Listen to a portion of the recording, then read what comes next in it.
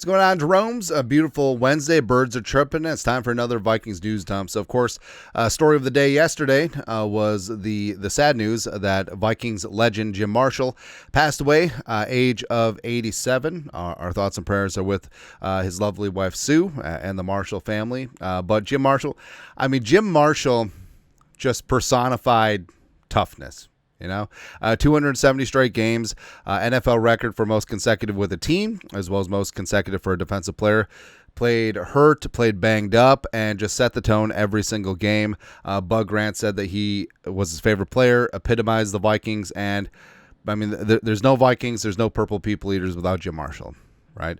130 career sacks, and should be in the Hall of Fame. It's an absolute travesty that he was not selected into the Hall of Fame. And I know what's going to happen. They'll put him in posthumously, but it's not the same.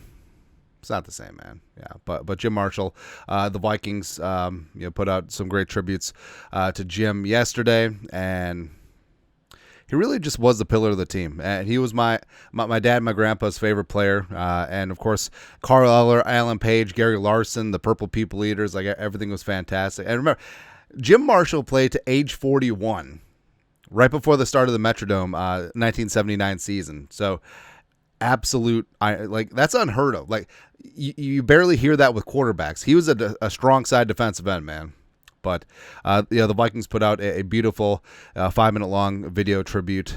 Former teammates, former coaches, everyone chiming in. It's just take some time and go check it out. It's really, really good. Also, our guy, John Randall. My heart is very heavy hearing the news. Jim was an inspiration to me on and off the field. He'll be missed, but his legacy will never be forgotten. My thoughts are with his wife and family. And it's absolutely true. Like Marshall, after his playing days were done, was a pillar of the Twin Cities community, always gave back, and is just a perfect example of for players like John Randall, current players, everyone else. So Jim Marshall,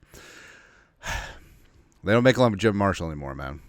It's really dumb. So rest in power, and just fantastic. Hard pivot. So Dante Copepper was the quarterback of my youth, right? Dante, get your roll on. A 1999 number 8 overall out of Central Florida from back in the day. Because remember, the 98 Vikings were coming off the 98 season, right?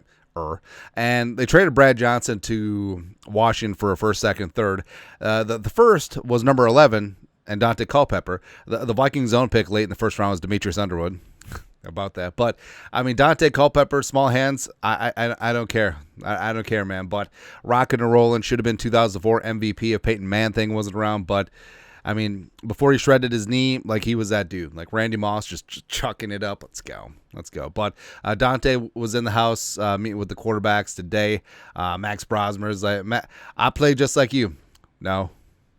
Yeah. But not gonna lie. Hey, Dante, if you could still sling it, if the knee is good to go, we'll take you as quarterback too. Or something like that. I trust him more than Brett ripping ass, right? But quarterback one, of course, J.J. McCarthy leading him on in. Rainy day here in the Twin Cities on Tuesday, so they're inside the building. But, again, he's just got that aura. Feeling fine with number 9. He'll be good to go there. Also, so everyone's talking about J.J. McCarthy as a passer, but we pointed this out before. His mobility is extremely underrated. He can definitely just move, right? Not talked about enough, but I think J.J. McCarthy's mobility is going to be a game changer for the offense. Nothing more disheartening for a defense than to have everything covered on third down and the quarterback skedaddles for a first. And you see that when you're playing the Ravens and Lamar or the Bills and Josh Allen. Just everything is covered and the rush is there, but just finds a crack, right? And runs for 15 yards on 3rd and 5, and you're just like, Or even longer, like 3rd 8, 3rd 9, and then it's still 15. It just hurts, man. It just hurts. Now, I don't think that McCarthy will have like designed runs, but his ability to skedaddle, especially considering how much man coverage Justin Jefferson draws. So you got defensive backs have their backs to the quarterback, but JJ. So this is what frustrates me the most. College football is hell for leather on including sack yardage into quarterback rushing yards. It's so frustrating. It's frustrating, man. But JJ McCarthy, probably has closer to 1,000 yards rushing during his 3 college seasons, 2 as a full-time starter. 2.5 as a full-time starter. You know what I mean? And also 10 total touchdowns. Like when he needed to move, he needed to. He was able to, and also has really solid speed. And I think that's something that's just going to be just an extra wrinkle that no one's really thinking of. It's like, oh yes, of course the passer. He's got a hose for an arm, but just being able just to squeeze out. We've wanted a mobile quarterback for so. Here's 2 things that Vikings fans have wanted for like the last 2 decades: a mobile quarterback as well as going to a 3-4 defense. We got both. We got both, baby. Who's got it better than us? Nobody. That's right. The other Michigan school, the pride of Michigan State, Jaylen "Speedy" Naylor. So added some size, changed numbers, we're number 1, getting things done, and still could have a major role this season. Vikes fan page, Alec Lewis on KFan. I see Jaylen Naylor as an integral piece of what the Vikings, want to accomplish this year. And all this talk about, Ty Felton's going to be great, and he'll have his time. And Randall Moore, if he's healthy, can certainly be a dude. But remember, Jaylen "Speedy" Naylor had 6 touchdowns last year. Now, yes, everyone harps on is like, well, he had a drop against the Rams. I get it. Shouldn't have happened, right? But also in terms of, he's one of a handful of receivers on this team that has had practice reps and preseason reps with J.J. McCarthy, right? So I think that does lend some credence. Plus, don't sleep on the contract year motivation. Oh, they should be motivated every year. Doesn't work that way. But Jefferson, Addison, especially when Addison has his 3-game suspension, I mean, Naylor could definitely make some hay. And guess what? Addison probably going to be suspended the first 3 games. If Naylor establishes himself as a very firm wide receiver too, even when Addison gets back, he's still going to have a role. Right? So I think that Naylor definitely has a chance to show up and show it, as well as get paid. Get paid. Speaking of getting paid, Hockenson. Right? So from the Vikings OTA video on Tuesday, just reminds you, like, he looks like the freaking logo, man, with the top knot, right? So I'm not huge on cultural appropriation, but my people, my culture is not your haircut. I'm fine with it, right? And although, the whole running joke, like white Americans get Chinese symbols or Japanese or Korean symbols tattooed on them. I want to go over to Asia and then just see, like, English tattooed, like it says skim milk on the chest or the bicep. I don't know. But I don't think Hockenson has tattoos. Also, what's weird? So for many years, Kyle Rudolph was seen as, the clean-cut Notre Dame dude.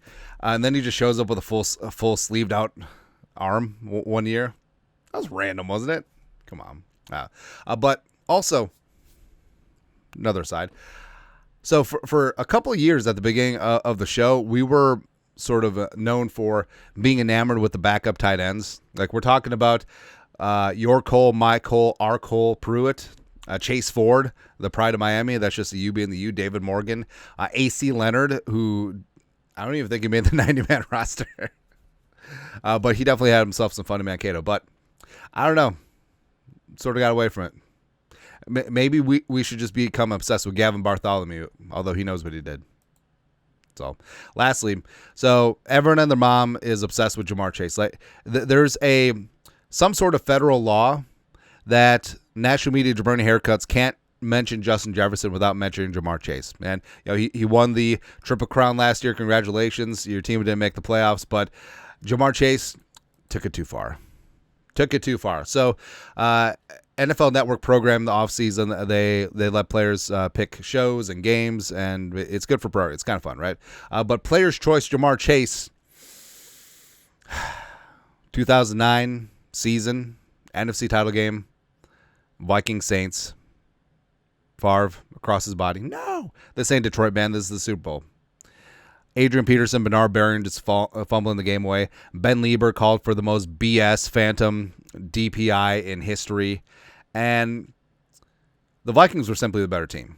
And the Vikings easily win the Super Bowl over the stupid-ass Colts if they're able to get this done. But, again, the fact that the Vikings shot themselves in the Hamala so many damn times with the fumbles, with the Favre turnover at the end, and the fact that it still went to overtime just shows, by the way, on the road, and by the way, with Greg Williams and stupid-ass Sean Payton implementing the Bounty Gate scheme, I mean, it just shows how much better of a team the Vikings were, and it's such a shame. Such a shame, right? But, yeah, Jamar Chase, I know that Jamar Chase grew up in Louisiana, and he grew up a Saints fan. Jefferson, I don't think we got confirmation on this, but he also grew up in Louisiana. He probably grew up a Saints fan, too. But also, I don't care. I mean, and how old were they? Like 9, 10 when they were watching this? So, whatever. To that, I say whatever. But also, Jamar Chase, you just made the list. Well, you've been on the list, but, you know. But your thoughts are thoughts. Let us know. Comment section. It's a beautiful Wednesday. You guys are the best. You know what to do. Skol. Production value.